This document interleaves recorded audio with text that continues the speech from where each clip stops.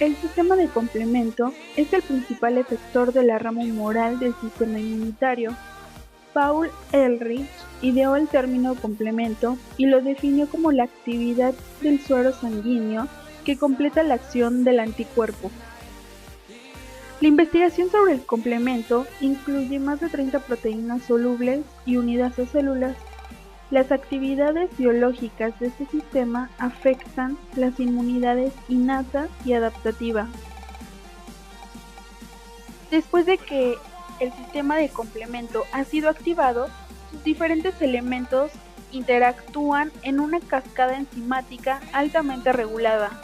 Cada componente o complejo enzimático activado modifica a muchas moléculas que le sirven de sustrato, de manera que la activación de una sola molécula de C1 culmina con la activación de cientos de miles de moléculas de los mismos componentes del complemento, en un fenómeno biológico de activación en cascada, por lo cual culmina en diferentes funciones como son la lisis de células, bacterias y virus, la opsonización, la cual promueve fagocitosis de antígenos particulados, la inducción de inflamación y la producción de moléculas secretoras inmunorreguladoras que amplifican o alteran la respuesta inmune específica, la limpieza inmunológica, la cual remueve los complejos inmunes de circulación y los deposita en el vaso y en el hígado.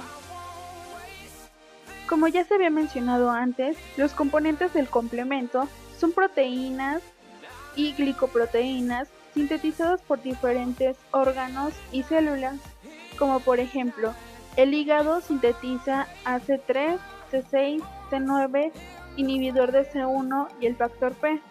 En el vaso se sintetiza C6 y C8. Los fibroblastos sintetizan desde C3 hasta C9, mientras que los macrófagos sintetizan de C1 a C5 y los factores B, D, P, H e I, mientras que las células epiteliales del tracto gastrointestinal y genitourinario sintetizan AC1.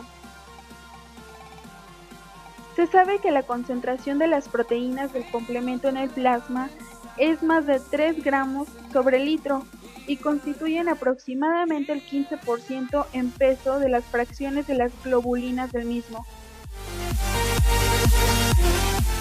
Muchos de los componentes del sistema de complemento son proenzimas o zimógenos, los cuales están inactivados hasta que por acción enzimática se les retira el fragmento que mantiene inactivada la enzima.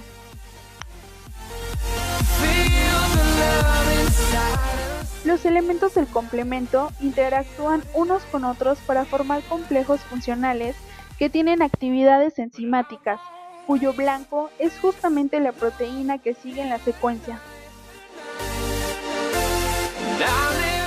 Se han descubierto 3 vías diferentes de inicio del complemento, como son la vía clásica, la vía de lectinas y la vía alternativa, las cuales convergen en la formación de la C3 convertasa y culminan por un solo camino cuya finalidad es la formación del complejo lipofílico de ataque a membrana o conocido como MAC.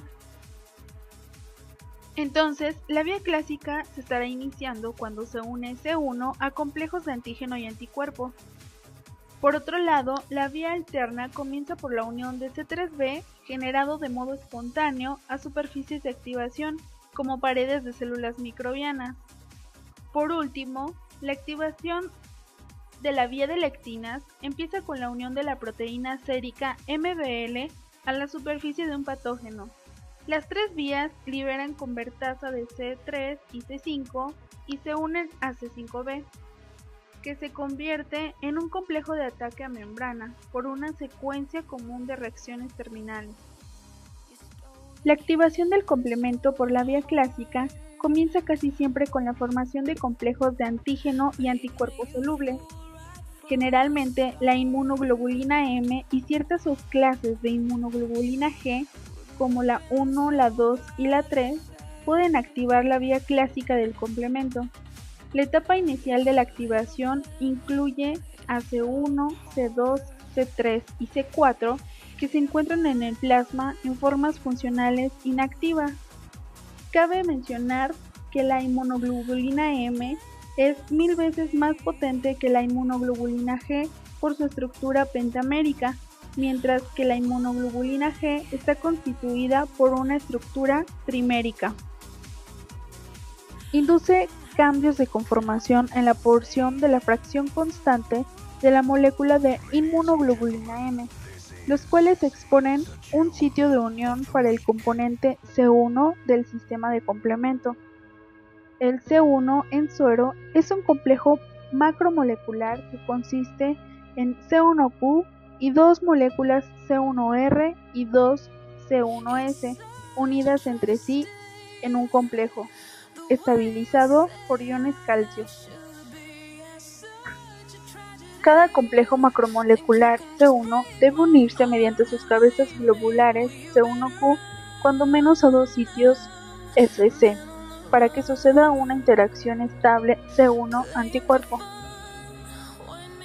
Cuando la inmunoglobulina M pentamérica se une a antígeno en una superficie blanco, asume la llamada configuración en grapa, en la cual se exponen cuando menos 3 sitios de unión para C1Q. Sin embargo, la inmunoglobulina circulante existe en una configuración plana en la cual no están expuestos los sitios de unión de C1Q y por consiguiente no puede activar la cascada del complemento.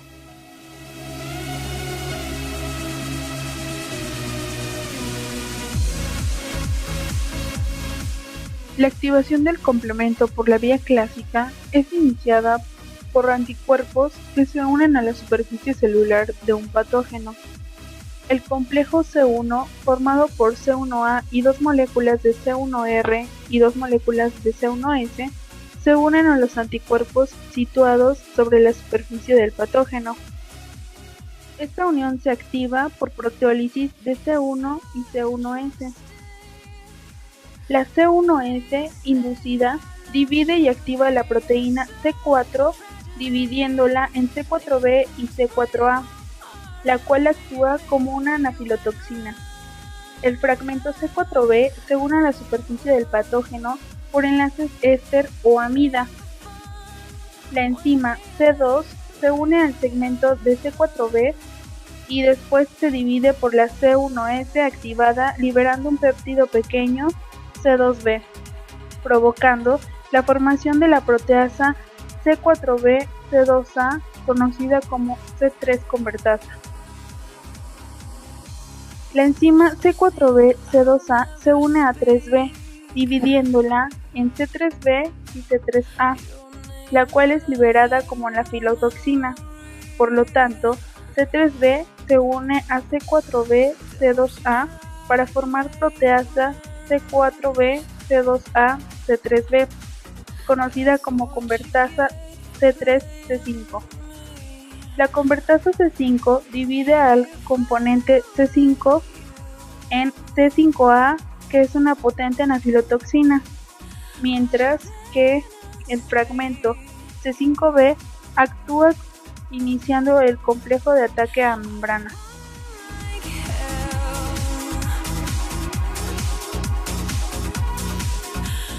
C5b necesita de C6 y de C7 para ensamblarse a la membrana del patógeno. El componente C8 se une también al complejo C5b, C6, C7 y se inserta asimismo a la membrana celular. El complejo C5b, C6, C7, C8 cataliza la unión de varias moléculas de C9 para crear un poro cilíndrico en la membrana, permitiendo el paso de agua y la pérdida de electrolitos, matando así a la célula del patógeno.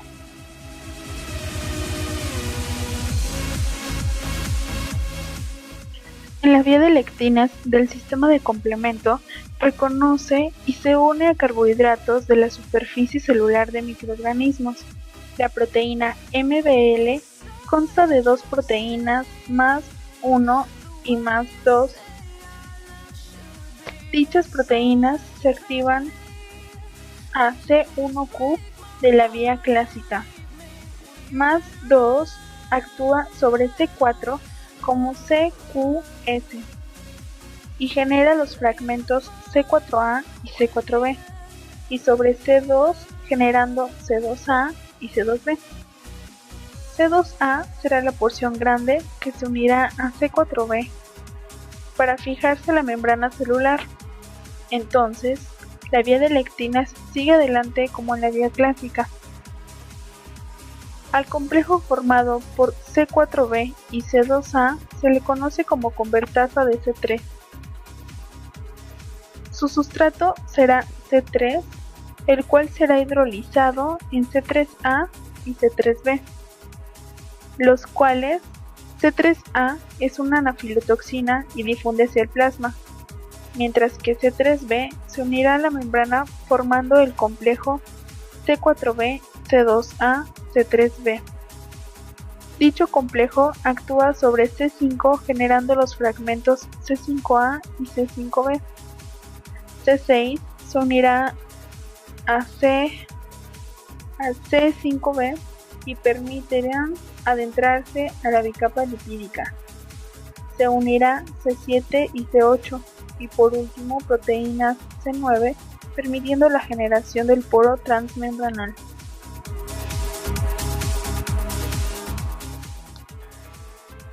En ambas vías se puede observar que los procesos se dan en la superficie de los agentes patógenos, y esto se consigue principalmente por la unión covalente de C4b a ellos.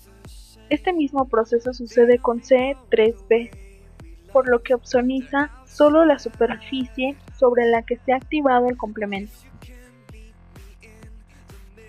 La última vía de activación del sistema del complemento es la vía alterna. En esta participan proteínas que se llaman factores. Esta vía no requiere de ningún agente de unión al patógeno para su iniciación, sino que se inicia por la hidrólisis espontánea de C3. Una vez que C3 se hidroliza de modo espontáneo, se generan dos fragmentos, el fragmento C3b y C3a. El fragmento C3b se fija a la superficie extraña. Entonces, el fragmento B se va a unir a C3a y expone el sitio en que actúa el factor D. La escisión genera C3b-BB, que tiene actividad de convertasa C3. La unión de la properdina ayuda a estabilizar dicha convertasa. La convertasa C3b se une a la convertasa de C3 y activa la convertasa de C5. C5b se une a la superficie antigénica. Por lo tanto, la conversión de C5b unido al complejo de ataque a membrana ocurre por la misma secuencia de reacciones que la vía clásica, por ejemplo. Los fragmentos C3b que se forman por las diferentes vías pueden actuar como opsoninas, unirse a las C3 convertasas existentes para formar C5 convertasas o quedar en la superficie para que se pegue el factor B y formar más C3 convertasas, con lo que se amplificaría la respuesta. Dado que el comportamiento no es específico y podría atacar a las células del hospedero, estas han elaborado mecanismos reguladores para evitar el daño indiscriminado.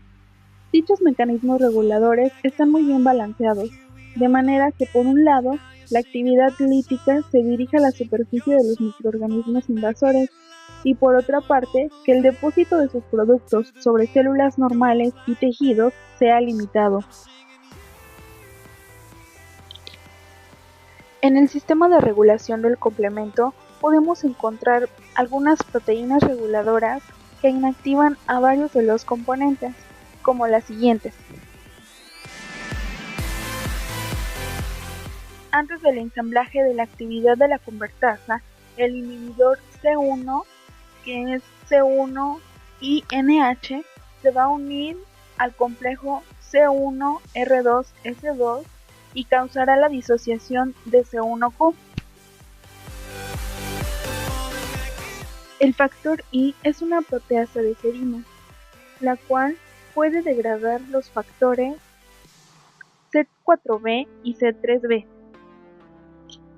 El factor de decaimiento o DAF va a desarmar la C3 convertasa y luego el factor I va a desintegrar la convertasa C4B o C3B. El factor B evita la formación de la C3 convertasa por la ruta de la vía alterna. Aquí se va a unir el factor H a C3B y va a promover su asociación con el factor B. En la regulación en el ensamblaje del complejo de ataque a membrana, la proteína S impide la inserción del componente C5b67 del complejo de ataque a membrana en la membrana del patógeno. El factor de restricción homólogo HRF y el inhibidor de membrana de lisis reactiva MIRL o CD59 unen C5b678 y evitan el ensamblaje de poli C9 y bloquean la formación del complejo de ataque a membrana. Muchas de las actividades biológicas del sistema del complemento dependen de la unión de fragmentos del complemento a receptores de él que diversas células expresan. Por ello, algunos receptores del complemento juegan un papel muy importante en la regulación de su actividad. Los receptores asociados al sistema de complemento son los siguientes. Por ejemplo, el receptor C1R va a tener a ligandos principales a C3b y C4b, los cuales van a bloquear la formación de la convertasa de C3 y se van a encontrar principalmente en eritrocitos, neutrófilos, monocitos, macrófagos, eosinófilos, células dendríticas, células B y algunas células T. El receptor CR2, sus ligandos principales van a ser C3d, van a actuar principalmente en la parte del correceptor de células B y se van a encontrar principalmente en células B, células dendríticas y algunas células T. El receptor de C3A y C4A, sus ligandos principales van a ser C3A y C4A.